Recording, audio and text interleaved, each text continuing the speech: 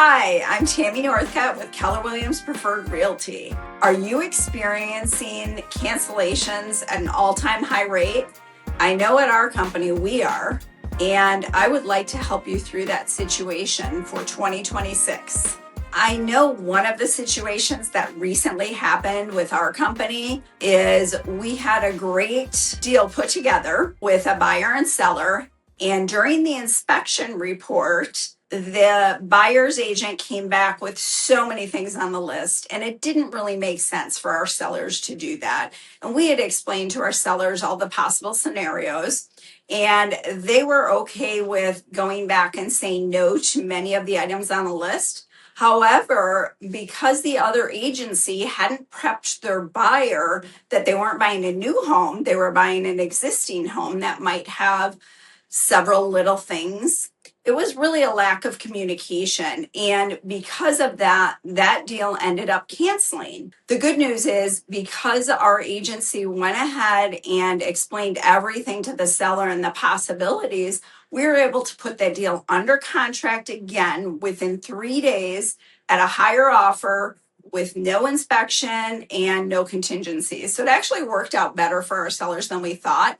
However, those 3 days for the agent became a little bit tense because every deal counts, and we know that. And so learning how to communicate in advance and over-promising is not the way to do it.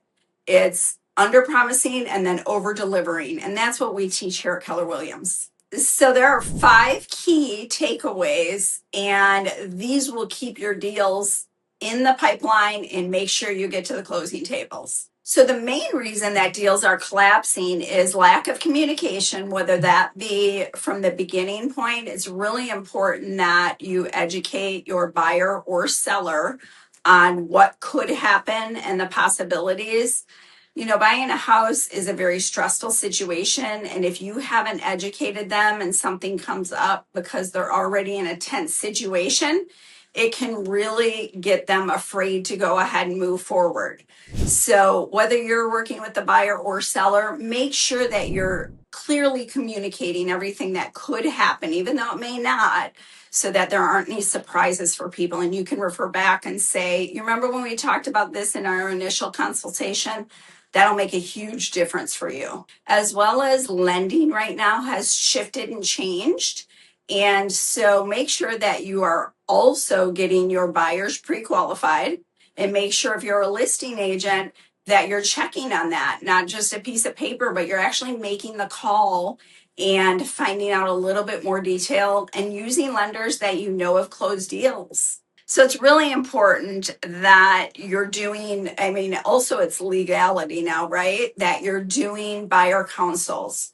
So what that means is you get the opportunity to prep your buyer for every possible scenario, from the beginning of the transaction until the end of the transaction, and even having a timeline. I've got a document I use that's a timeline, tells them what's going to happen on day 1 through closing day, which is amazing because they know what to expect. You don't get as many phone calls, and it kind of fireproofs the whole situation so that you're going to get to a closing table. So right now, there are a lot of deals falling apart because of lender issues, and knowing up front whether or not your buyer is qualified is a top priority. I wouldn't even go out with a buyer unless you've got them finished with their pre-approval, not just a pre-qual, but an actual pre-approval. So documents have been pulled.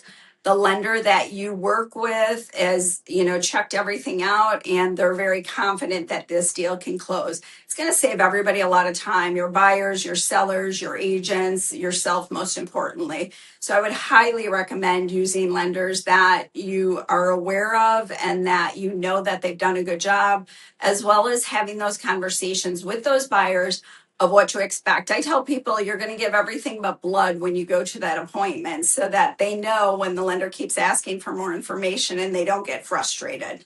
One of the things that's kind of unique, and those agents that haven't been in the business over 5 years may have not noticed yet, but we are shifting into a buyer's market.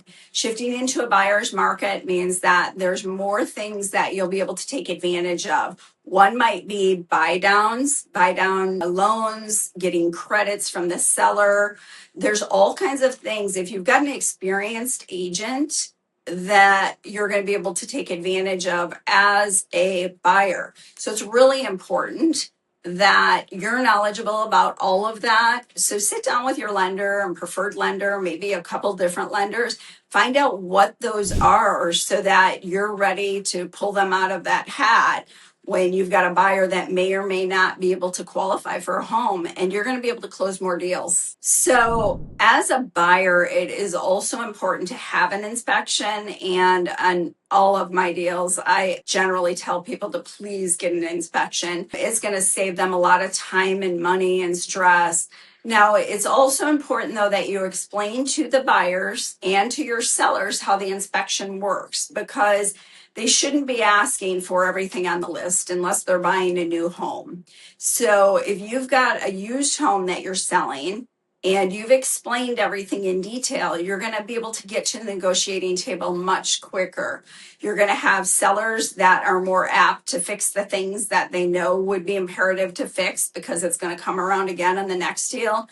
And you're going to have buyers more willing to say, okay, I can do that myself, even though the inspector, pointed it out.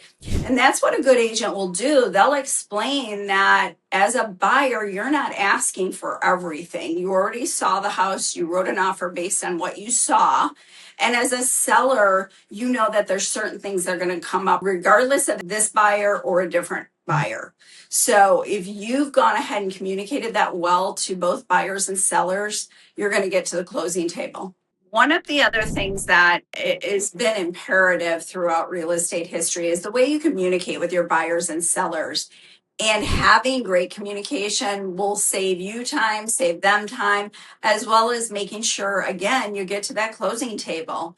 So having a timeline, setting out what those expectations are, having a document even that they sign that says what you're going to do and what they're going to take care of in a timely fashion will make a significant difference. Closing on a house, again, is such an important piece for people. You want to make sure that you're communicating and that you're making them feel good, because a lot of your business is going to come from the referral they give you at the end of the closing. So most deals don't fall apart because of the market. Most deals fall apart because of poor communication and missed details.